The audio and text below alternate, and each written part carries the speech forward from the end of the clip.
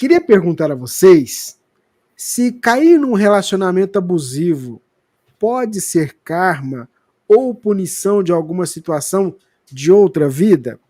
Ouço dizer que semelhante atrai semelhante, mas há casos que se atrai o oposto. Não sei como interpretar. O que a gente pode dizer para ela? Quem começa de vocês dois? Eu começo. Os relacionamentos abusivos, eles podem ser originados em função de conhecimentos anteriores. Você tem, de repente, dois espíritos que se conheciam do passado. Já se conheciam do ontem, já eram espíritos pré-conhecidos. E havia uma previsão para que esses espíritos se reencontrassem num processo de reajustamento e de afinidade. Mas, evidentemente, não pode estar na previsão você passar por um relacionamento abusivo. Porque se tiver na previsão que tem que passar por um relacionamento abusivo, nós estamos carimbando o abuso como sendo vontade de Deus. E não pode ser pensado dessa forma. Então, eu tenho um relacionamento complicado com alguém passado, não é? Aí eu reencontro esta pessoa hoje, numa possibilidade de reajustamento desses indivíduos, para eles se reajustarem, mas um dos dois, pode ser ela ou ele, tanto faz, pode ser qualquer um dos dois do casal, inicia uma prática abusiva de violência, de controle, fazendo uma série de exigências na relação que torna a relação infeliz. Isso não quer dizer que esse era o planejado. A relação pode ser o planejado, mas o abuso não está no planejamento. O abuso decorre dos equívocos que nós muitas vezes cometemos e que podem provocar esses processos de dor. Vou colocar aqui um exemplo do relacionamento apresentado na obra 2000 anos, entre Públio Lentulus e sua esposa Lívia. Era um relacionamento abusivo. Era abusivo. Ele não falava com ela, ele mandou que ela se retirasse do quarto dele, ela não podia criar a filha, né? Ela não podia fazer o papel de mãe na filha, ela ficou como uma espécie de serva na casa, sem ter acesso, de certa maneira, à condição de esposa. É um relacionamento abusivo. Então, você vê, os dois se encontraram numa relação efetiva programada, mas o abuso não era programado. Programado era o encontro. O abuso corre por conta do livre-arbítrio, das quedas que às vezes a gente faz. Então, eu posso ter um relacionamento planejado que se transforma num relacionamento abusivo. E eu posso ter uma segunda condição, um relacionamento não planejado, com uma pessoa nitidamente abusiva. Eu me sinto atraído pela força, pela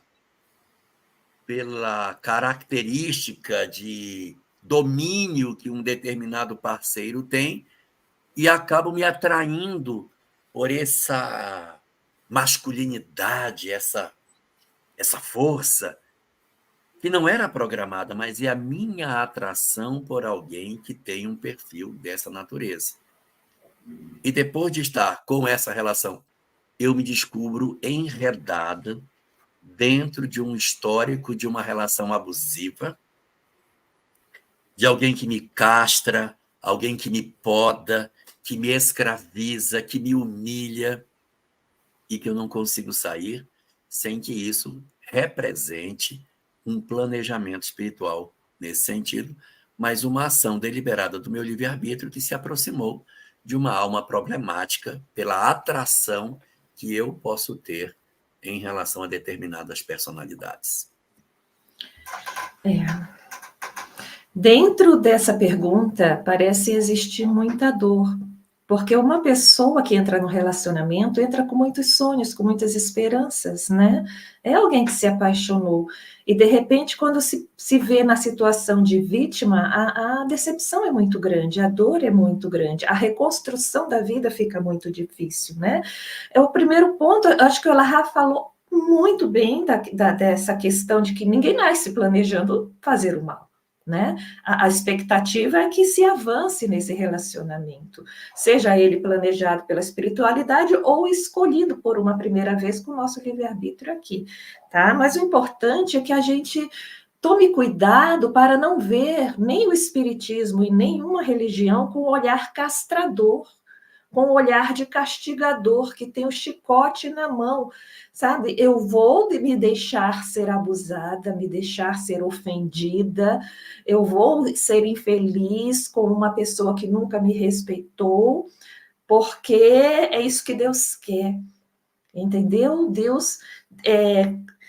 Deus nos dá situações e nos dá o livre-arbítrio. Cabe a nós usar o bom senso para saber qual é o nosso limite e não permitir que aquele nosso limite seja suportado. Nós conhecemos mulheres com muita tranquilidade, eu conheci, eu já vi, que pegavam seus maridos bêbados lá nos bares e levavam para casa e davam café e jogavam no chuveiro e no outro dia a vida que toca. E encontramos mulheres que não têm esse limite. Até porque, por exemplo, o alcoolismo, ele não necessariamente levaria à violência. Nesse caso, não era o caso. Então, era o limite daquela mulher. Nós temos, cada um de nós, esse limite. Em cima desse limite, nós definimos. Então, o Espiritismo, ele nos dá provas dentro do nosso limite.